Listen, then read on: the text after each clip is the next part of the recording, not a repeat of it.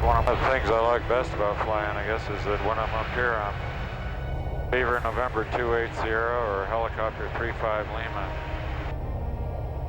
another pilot, another airplane, not a movie actor. Up here I don't think about much except flying, what my duties and responsibilities are, and everything else just kind of falls away. That's very restful for me. Get to see little towns, little airports, meet the people at those little airports, talk about flying, learn from them. Flying low level across this country, you get to see not just the great natural beauty of the country and the scope of it, but a sense of the history of the country, the way it grew up. And this is beautiful. 8,500 feet over Briley, Idaho. About 4.5 hours to Boeing Field. Not a bad way to spend the afternoon.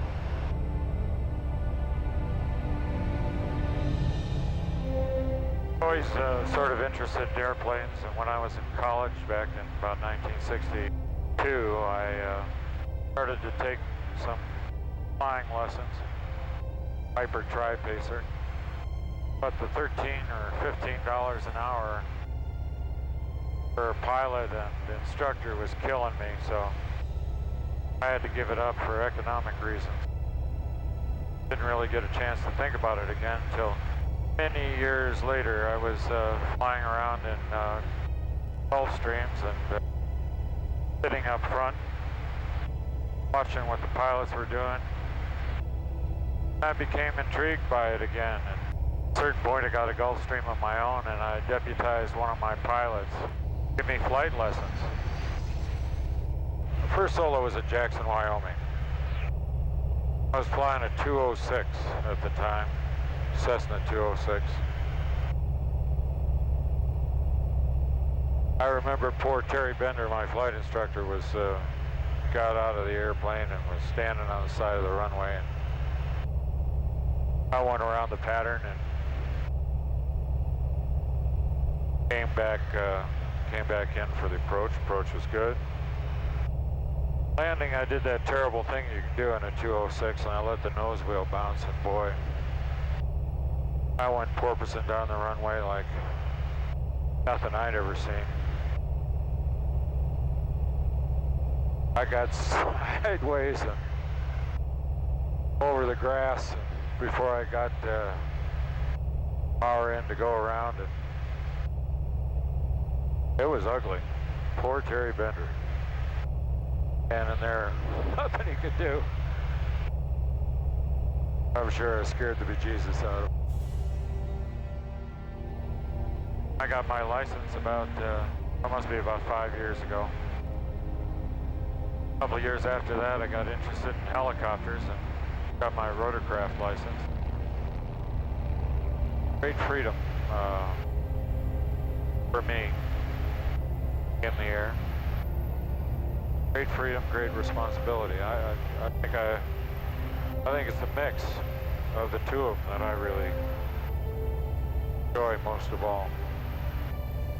Freedom without the responsibility is just maybe not so engaging.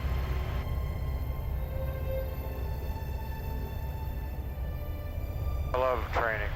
Actually, I love taking on new challenges, like short strips and crosswind and tailwheel airplanes and fine spaces in helicopters. I like to challenge myself. Always make sure that I don't over-challenge myself. I've had a lot of good people look after me and help keep me safe. First tailwheel airplane I flew was the DeHavilland Beaver. I was doing a movie in which I was playing a freight pilot operating in the tropics. A script called for a Stinson Reliant. Between myself and the aviation director on that film, Steve Stafford, who's going to be here tonight, decided that there were probably better looking airplanes, more appropriate airplanes, and so we settled on the DeHavilland Beaver. I'd never really seen one up close, but Steve knew that a guy named John Nordstrom, who's also going to be here tonight, had one in Santa Barbara, so we flew up there and took a look at it. Very impressive airplane, especially on amphibs as it was at that time. So we settled on the DeHavilland Beaver. And as we began to get closer to production on the movie, the insurance company got involved. I figured I was playing a pilot. I'd be flying the Beaver in the movie. Wasn't what the insurance company was thinking. First of all, they required 50 hours of duel. Gee whiz, that's a lot of duel. And when we completed the 50 hours of duel, they said, well, you can fly, but you can't do takeoffs and landings, and you have to have a safety pilot in the front, dressed up like Anne Heche. Can't have any other cast members in the plane. I said, whoa, come on now, that's not very useful, that's not going to work out. And so we satisfied the insurance company till finally I was flying with doing takeoffs, landing. I was doing close formation flying with helicopters. Had all the cast in the airplane. And got to do it all, happily. But it was a real challenge, but I also learned a whole lot. That was a great, great experience.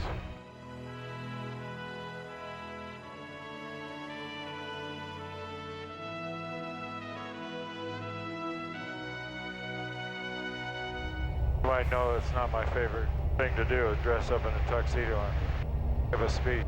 But John Nordstrom kind of inveigled me into it by offering to help me get my float rating. I'll be flying John's plane. Let's see, today is Wednesday. The dinner is Saturday. I hope it's still above water.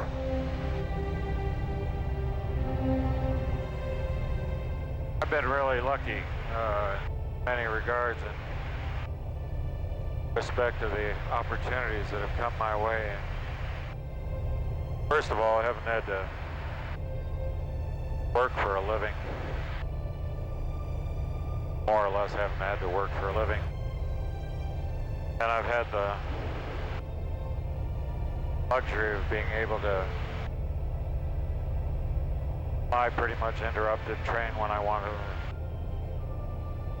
buy an occasional airplane. I'm just darn lucky.